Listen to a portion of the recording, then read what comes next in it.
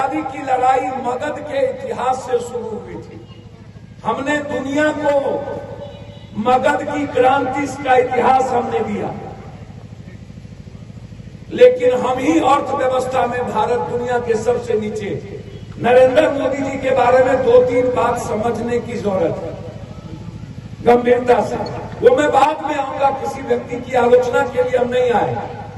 मैं आपको बहुत सीधे साधे शब्दों में बताना चाहूंगा कि आप किसान हैं ही नहीं, आप हैं किसान। हम 9,000 बीघा जमीन, हमको 60-70 बीघा जमीन भी नहीं बचा। हल जोतने वाला किसान नहीं हो सकता। जिसके खेत में ट्रैक्टर चलने की भी परिस्थितियां ना हो, वह किसान कैसे कह सकता है?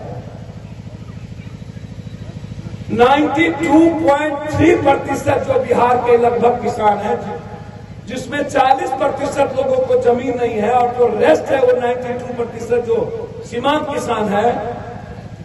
बिचौलिया क्या करता है? उसका जो अनाज है, उसके पास जो संपत्ति है, वो जो पैदा करता है उसको खेत में ही खरीद लेता है। इसने जाए तो कीमत लगाए अदानी और अंबानी, बाजार तय करे वो। लड़ाई पप्पू यादव की साफ है। यदि तुम किसान की कमेटी नहीं बनाते हो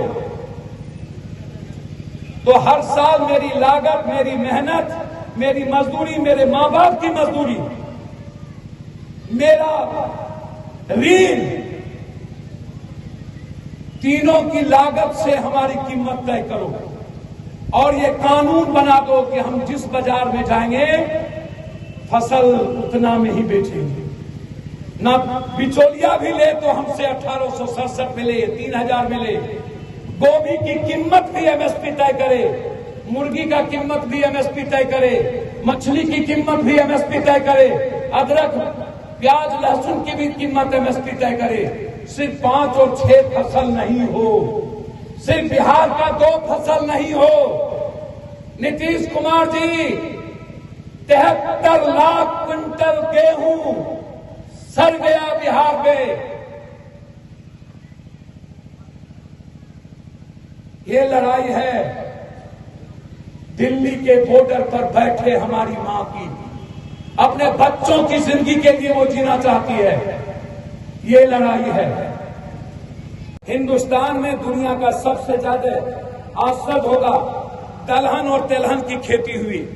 दाल इस हिंदुस्तान में 2 साल पहले सबसे ज्यादा हुई थी, सबसे ज्यादा। नरेंद्र मोदी जी ने अपने साथ अदानी को विदेश ले गए। इस हिंदुस्तान की बीजेपी की सरकार महाराष्ट्र की, उसने एक चिट्ठी लिखा और उस चिट्ठी के तहत इस हिंदुस्तान में 3 बड़े व्यापारी, जिसमें एक अदानी थे, उनके पास भारत की सारी दाल को डंप कर दिया गया, जमा हो गई, बिना कानून के जमाखोरी हो गई। और अदानी को नरेंद्र मोदी जी विदेश ले गए और वहां दूसरे देशों में दाल की खरीदारी करा के देश में सबसे ज्यादा महंगा दाम दाल हमें बेचा गया। और एक व्यक्ति को 1.5 लाख करोड़ रुपए का मुनाफा हुआ। उस साल सिर्फ अदानी था।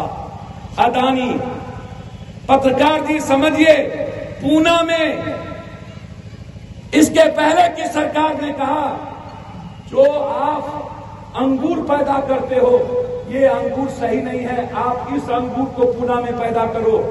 3 साल के बाद पूरे पूना के अंगूर की खेती करने वाले कंगाल हो गए, क्योंकि व्यापारियों ने जबरदस्ती हमारे किसान को अपने मनमाफिक थोप दिया अंगूर, क्योंकि पूना का बाजार समाप्त करना था। और कहीं दूसरी बात ही कहते हैं कि हमारे यहां, अब नीतीश जी कम से कम ये तो जान लीजिए कि आपका जो टैक्स है वो दलाल, बिचौलिया और पदाधिकारियों के बीच में खेलता है।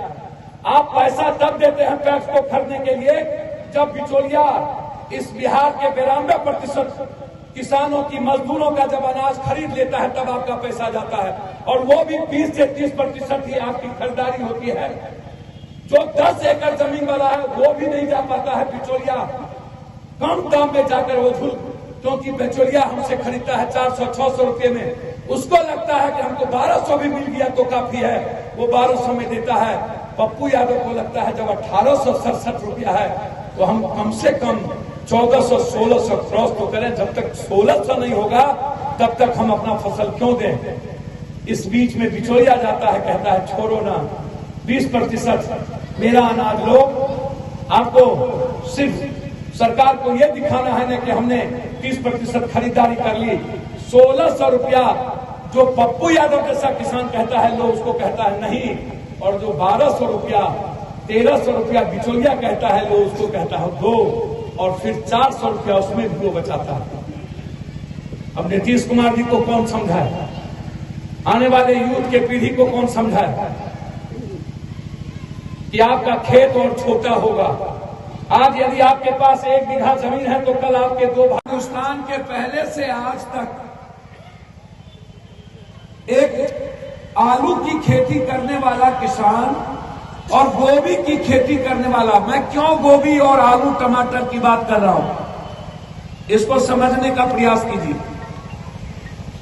1 कट्ठा 2 कट्ठे जमीन में हम अदरक की दुकान, सब्जी पैदा करके, गोभी पैदा करके, धनिया पैदा करके, हल्दी पैदा करके अपनी जिंदगी को जी सकता है 1 कट्ठे वाले लोग। इसकी कीमत नहीं है, इसका बाजार नहीं है। एक भैंस, एक गाय, हम 2 कट्ठे, 1 कट्ठे, 3 कट्ठे जमीन के यदि मेरे पास है तो हम 2 गाय को, 2 भैंस को रख सकते हैं। लेकिन जितनी लागत भैंस और गाय पर लगेगी, 40 रुपया भी किलो दूध, 50 रुपया भी किलो दूध हम नहीं बेच पाते। जब तक 100 रुपया किलो दूध नहीं होगा, मिनिमम 60 से 70 रुपया किलो दूध ऊपर नहीं जाएगा, तब तक एक दूध उत्पादन वाले किसान को मुनाफा नहीं है। इस पर चर्चा हिंदुस्तान में कोई प्राइम मिनिस्टर, कोई नेता नहीं करता।